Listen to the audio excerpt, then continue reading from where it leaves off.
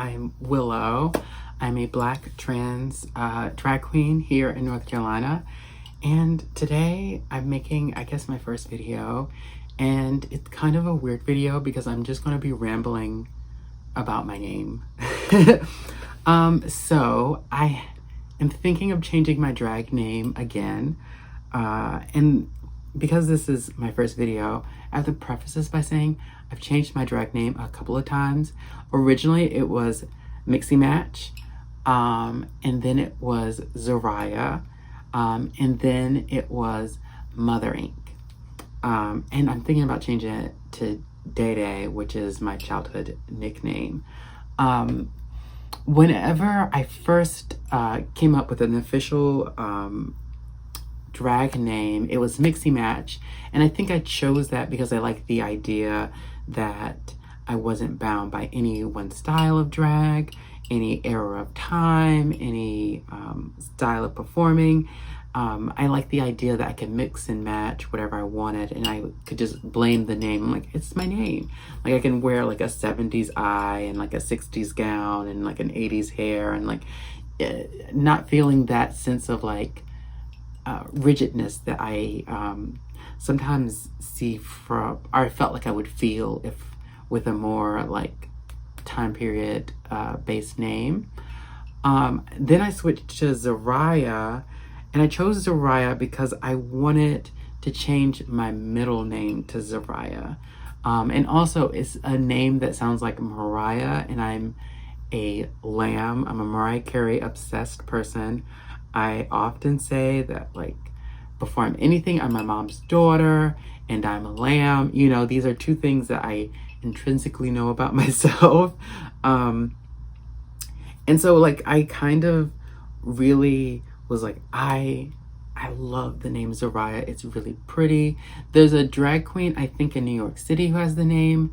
And so I was like, I don't know if I really want to stick with it. Also, every time I performed with the name Zariah, everyone says Zaria, and I am Zaria, but I do not like Zaria. Like, that's somebody's name, I'm sure, but it's not mine, and it wasn't something I particularly cared for. And I don't know. No offense to any Zarias out there, but I was like, I don't think it's something that, and I don't think it had the effect that I wanted it. I don't think anyone connected it to Mariah. I don't think it just didn't land how I wanted it to. I chose Mother Ink because since I was a little kid, one of my earliest like intrinsic trans memories is I was over at my grandmother's house. I had this fantasy that this pregnant woman would come out of the woods and we would switch places. And I love this idea because I wanted to be a mom. I love the idea of having a child and, you know, raising a child. And when I was really early in my transition, that was something that really, it was a heartbreaking thing, you know. For some reason, to me, I remember seeing The Danish Woman and learning about her story, and still understanding, you know, that desire to carry a child, you know. And I think now that I'm older, I'm like, well, thank God I didn't have a kid, because I would be in no position to raise a child. But like when I was younger, I so badly wanted a child. And sometimes when friends talk about it, I don't know, it does kind of make me a little bit sad, I will say. And so like I did, when I chose Mother Ink, it sounded really cool. I feel like I've always been like a mom friend to a lot of people, and it felt like like a connection to all of that history within myself. And so that's where my name is currently. And I currently go by Mother Ink. So maybe at the end of the video, I'll still be Mother Ink, who knows? But then there is Day Day, which is the name I'm thinking about changing it to. It is my childhood nickname.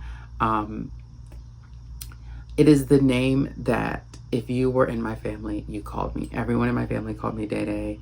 It got on my nerves sometimes. Like, I was like, I don't even want to be called Day Day when I was like a kid. But now that I'm older, I think a part of it is, since I transitioned, some of my family members, they're a little cautious with calling me Day Day, like out of fear that it will offend or whatever. And I've made posts about it, and my sister has talked to people about it. So like, hopefully that changes over time. But you know, a lot of people in my family don't call me Day Day anymore. And also last year, my grandmother passed away. And that made like this nostalgic feeling come to the forefront for me. I'm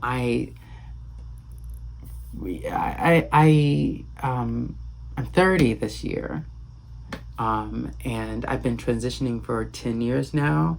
And so it feels like a chasm between who I was before I knew I was trans and before I started the process of like defining myself and refining myself. It feels like there's a chasm between the two. And, you know, losing my grandma, and I lost my sister when I was 12 turning 13, and the only name that I remember them calling me is Day Day. And so that kind of panged me, that, you know, that name, you know, is kind of disappearing in my life. And it's weird too, because I've also been, like I said, that nostalgia feeling and that desire to connect with that person who existed prior to me transitioning is so strong right now. And it's so, it's a tough thing to navigate, because I both want to be able to connect with the person who I was and be able to cherish those memories. But I also don't want to form any connection or reform any connections that dishonor who I am currently. And so like really making sure that like I, you know, validate my transness and validate how I feel and how people are making me feel, while also, you know, like reconnecting to those feelings and those people who made me feel a certain type of way. Because some of those relationships are broken for safety reasons, and some of them are broken because, you know, I chose to, you know, break them, not to connect with those people anymore. And some of it is choices that they made. Like I remember there was a guy who I was at college with, and I think I made a post on my Tumblr or my Instagram, and we would hang out in between classes at the library, and I never saw him again. And it was like immediately, like almost overnight, I think. And so things like that happened, and like figuring out balance has been interesting. And so like a part of me is thinking that maybe by calling myself Day Day and drag, I can like kind of reverse engineer it, and people can, you know, and I can hear that name again. Another part of me is nervous that I don't want to hear everyone in the world call me a name that means a lot to me, personally, like something that's so like familial based, like my family members call me. And so this is a ramble, a rant. I don't know if this considers a rant. I think it's more just a ramble, a tangent, if you will, about the possibility that my name will change tomorrow, today, 2 years from now, who knows? But currently I'm Mother Inc. I'm a Black trans drag queen here in North Carolina, and hopefully I'll start making more videos. The original point of today was to film a Get Ready With Me, but that did not go how I wanted it to go. And so that will be another day. But yeah, if you like this video, like and comment. If you don't like this video, still like and comment. Like, girl, it's free. Comment that you hate it. I don't know. Also, comment if you, I clap so loud. Also, if you want to, give your opinion on whether or not you like any of the names I've chosen, feel free to comment that below.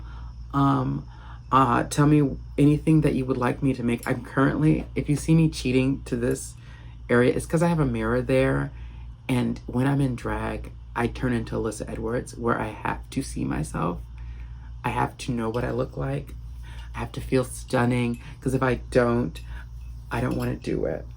Do you like this? This is 2 wigs. They're kind of messily put together. They're really messily put together, but I like it. I really do like it. I feel like the blonde version of Peg Bundy, you know, like a cheap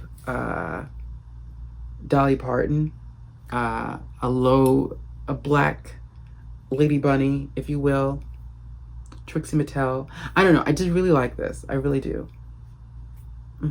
But now I'm just tangenting on my tangent. Have a good rest of your day. Bye.